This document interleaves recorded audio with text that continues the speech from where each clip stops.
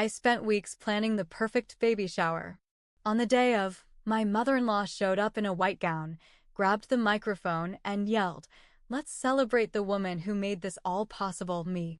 Then she unwrapped her own gift in front of everyone, a onesie that said Grandma's favorite. So, this happened a few months ago, and I'm still not over it. I'm 32, from Austin, Texas, and at the time, I was 8 months pregnant with my first baby.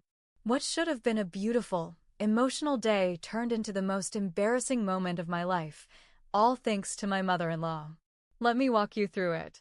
Let's start with Patricia, my mother-in-law. You know the type. Loud, controlling. Thinks every family event revolves around her. From the moment I got pregnant, she treated it like her pregnancy. Constant phone calls. Unwanted advice. Random gifts I never asked for. She even bought a crib for her house before we bought one for ours. We didn't even talk about overnights. Every time she visited, she'd talk to my belly like I wasn't even there. She'd say things like, "You're going to love Grandma so much more than Mommy. Grandma has cookies and a pool."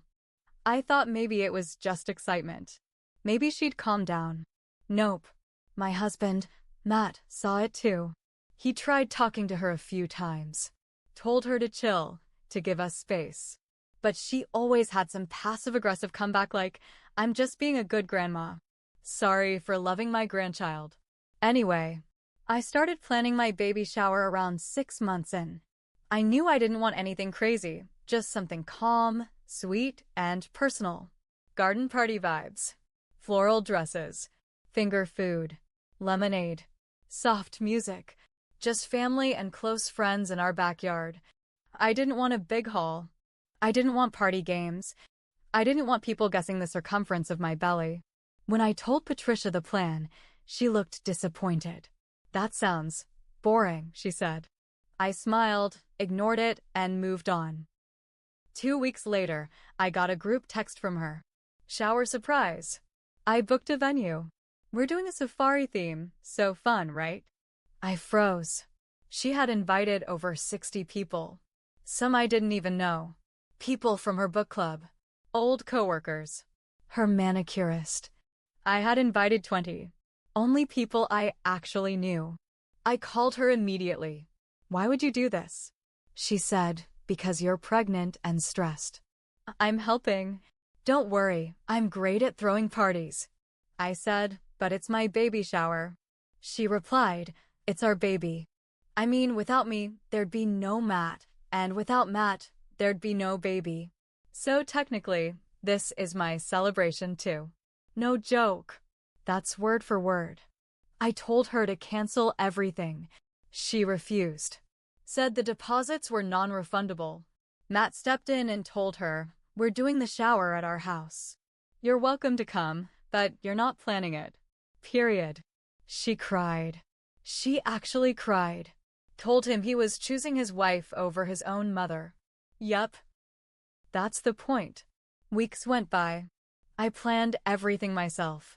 My best friend helped. My mom helped. It was going to be beautiful. Sunday came. Weather was perfect. Sunny, warm.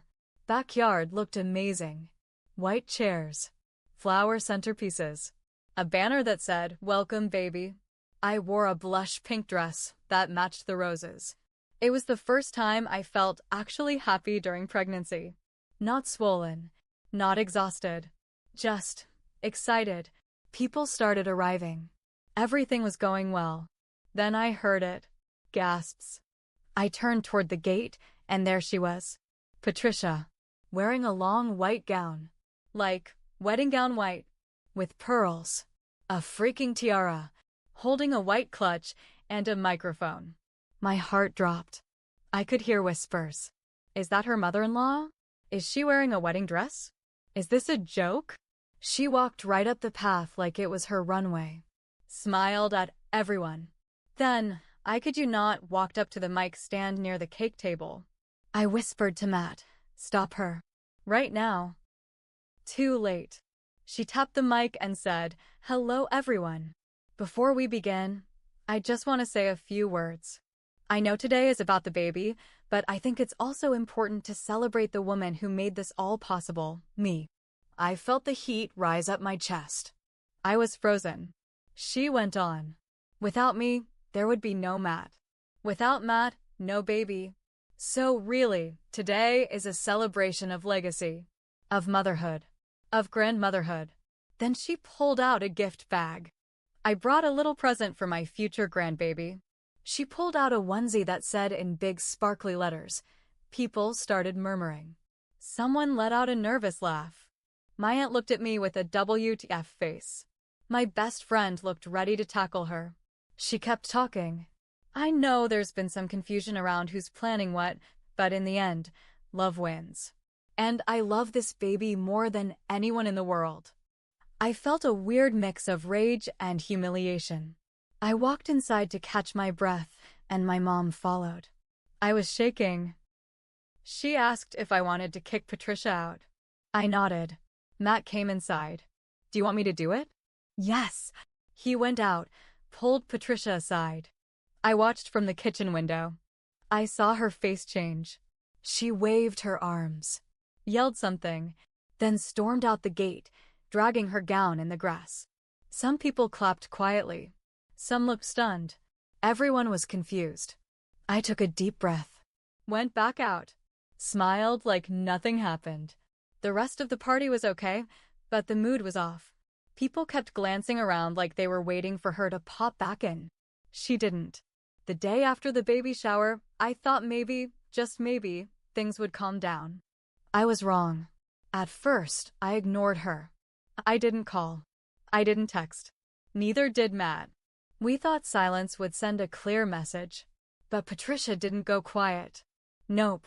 She went nuclear. 2 days after the shower, my phone started blowing up. Notifications. Messages. Tags. Patricia had posted on Facebook. A long, public post. One of those dramatic ones with emojis, paragraphs, and a sad selfie. It started with, "It breaks my heart to be treated like a stranger in my own son's life. I raised him with love, gave him everything, and now I'm being pushed aside by a woman who only sees me as a threat. All I wanted was to celebrate this beautiful child." It went on and on. She twisted everything. Said she had graciously offered to help and was attacked and humiliated. She said she had no idea her outfit would be seen as offensive and that it was just a formal dress. Then she posted a photo from the shower, one of her holding the mic. Caption: "A grandmother's love is stronger than jealousy." People started commenting. Some were on her side. "Oh no, you don't deserve this.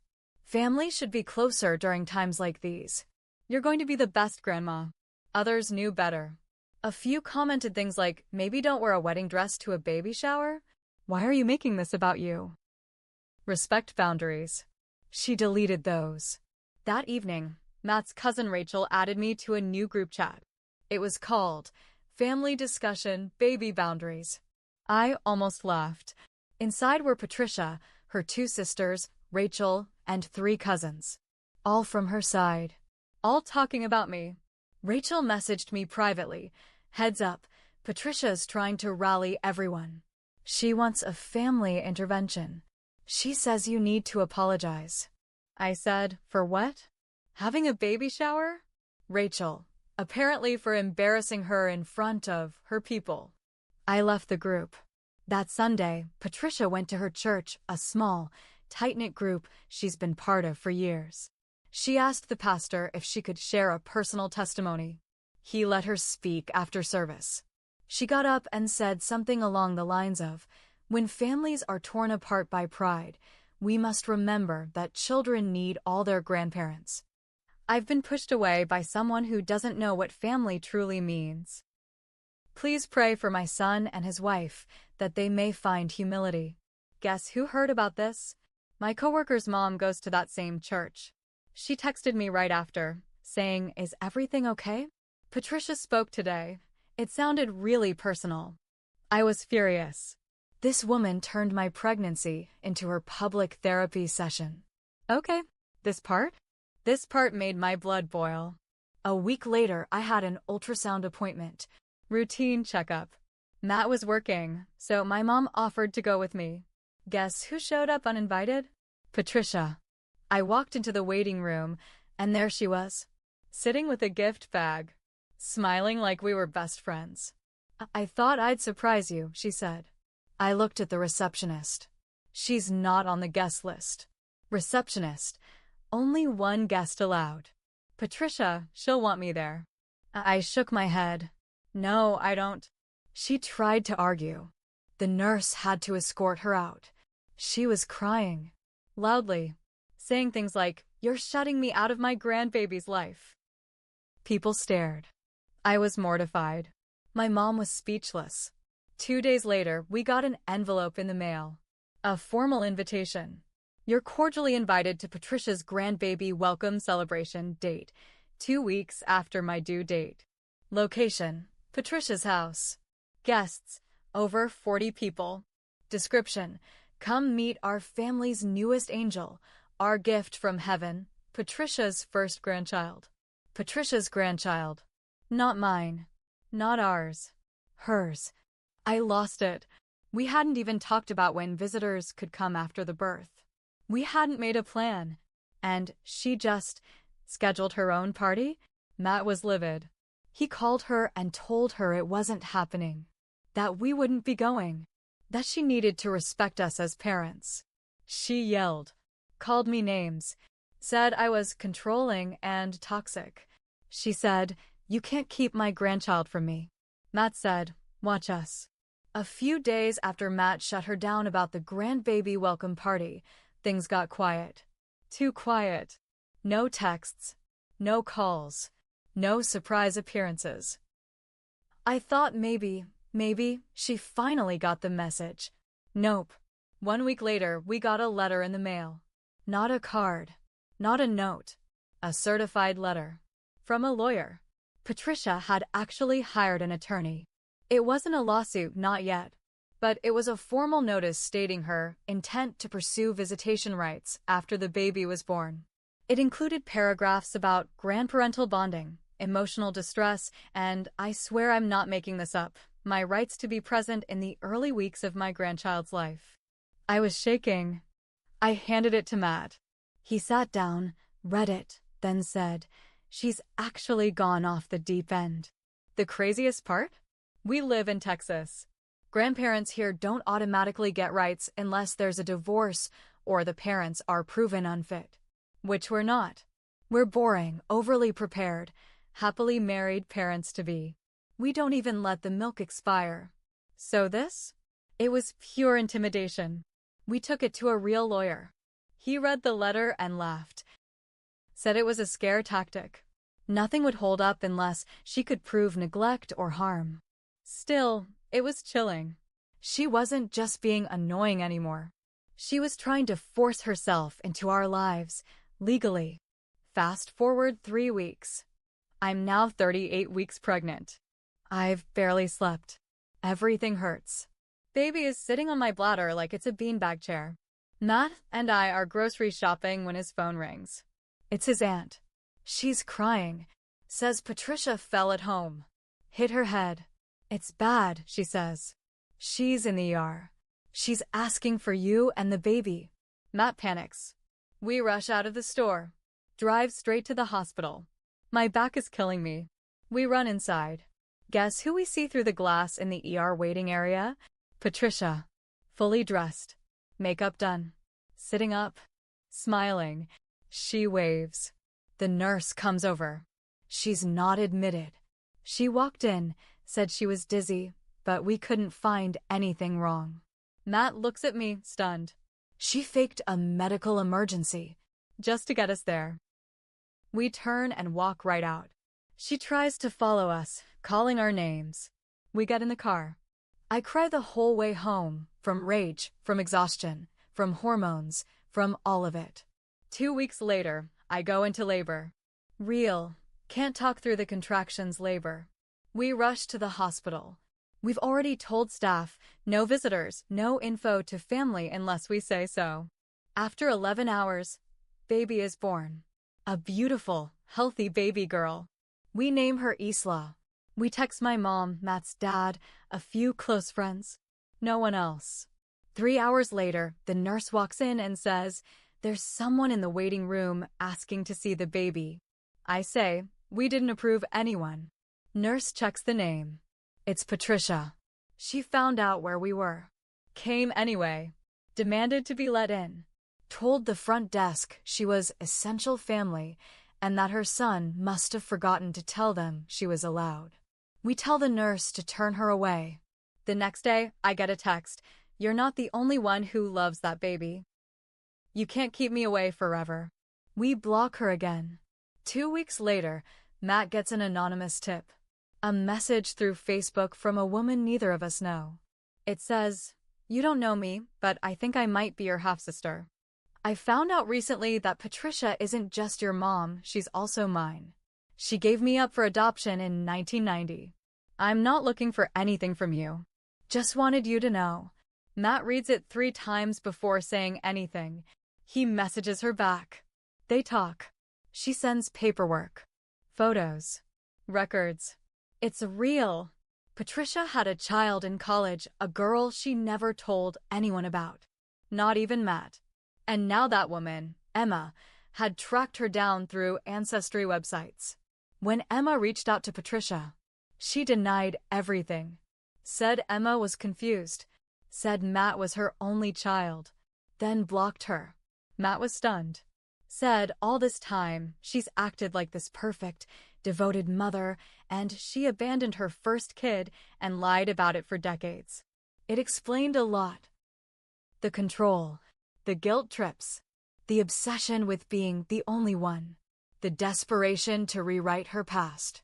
And now she saw Isla as her second chance. But we weren't going to let her use our daughter to fix her broken story. After the DNA bombshell, I couldn't stay quiet anymore. I wasn't going to let Patricia control our lives or rewrite her past while hiding behind Facebook posts and fake tears. So I did the one thing she never expected. I told everyone the truth. It started with one post. I typed it out at 3 a.m. while rocking Isla to sleep. No filters. No sugarcoating. Just the truth. To the family and friends who've heard Patricia's version of events, here's ours. My husband and I planned a baby shower. She showed up in a white gown, hijacked the mic, and made it about herself. She's been crossing boundaries ever since, faking emergencies, threatening legal action, and trying to force her way into our newborn's life. She also lied about her past. My husband just found out he has a half-sister Patricia gave up at birth and then denied existed. If you think this woman is the victim, ask yourself why she keeps rewriting every story she's in. We're not perfect, but we're tired of pretending. This ends now. I attached screenshots, the lawyer letter, her Facebook rant, and even her hospital stunt. Thank you, nurse friend, who confirmed it wasn't real. Then I posted it. I expected chaos. I didn't expect how fast it would explode. Within hours, it had over 100 comments. Family members messaged us, some furious, some apologizing. Her friends were stunned. Some deleted her. Others asked questions she didn't want to answer. She called us over and over. We didn't pick up. Then she showed up at our house. We didn't let her in. 3 days later, she had her meltdown. Public. She went live on Facebook. Hair messy. Eyes swollen. Ranting. I'm being bullied. My own son has turned against me. That woman, she's poisoned him. Now everyone's talking about things that don't concern them. My past is my business. I did what I had to do. And now I'm being erased from my granddaughter's life. It was unhinged. She cried. Screamed. Then ended the live with, "Maybe the world would be better off without me." That last line scared us. Matt called her brother. They checked on her. She was okay. Dramatic, but safe. Still, it shook us up. This wasn't just revenge anymore. It was a mess that spilled into everything, and no one was walking away clean. We decided to meet one last time. Matt, Patricia, and me. In person. Neutral location. A family counselor present. We sat down. She was quiet, nervous. No tiara, no microphone. Just her, in jeans and a sweater, looking smaller than I'd ever seen her. She started by blaming us again. Said we humiliated her. That we took everything too far. I told her, you tried to sue us. You showed up at my ultrasound. You wore a wedding dress to my baby shower. She looked at Matt. I just wanted to matter. He said, you could have mattered. You could have been part of this. But you tried to control it. And you hurt us. Then he said something I didn't expect. I need space from you. For a long time. I love you. But I can't trust you around my family right now. She broke down. Said sorry. A few times. Not a full apology, not really. But close enough to tell she knew she went too far. We walked out. Told her we'd let her know when we were ready to talk again. That was 4 months ago. We haven't spoken since. Now here's where I admit something. I wasn't perfect either. I should have been clearer about boundaries sooner. I should have stood up to her from the beginning instead of hoping Matt would handle it. I let things build, and by the time I exploded, I made it public. That hurt people who weren't even involved. I own that. But I also don't regret defending my family. I was done being quiet. Done playing nice while someone walked all over us and called it love. Sometimes protecting your child means breaking a few rules. And sometimes revenge looks like silence. Like blocking the chaos. Like giving people space to sit in the mess they made alone. Patricia made her choices. And now, so have we. Our daughter is safe. Happy. Growing. She doesn't know the drama yet. But one day, she'll ask about her grandma. And I'll tell her this. She was a woman who let her pride get in the way of love. And we gave her every chance to be better. But when someone keeps choosing control over connection, sometimes the only thing left to do is let go.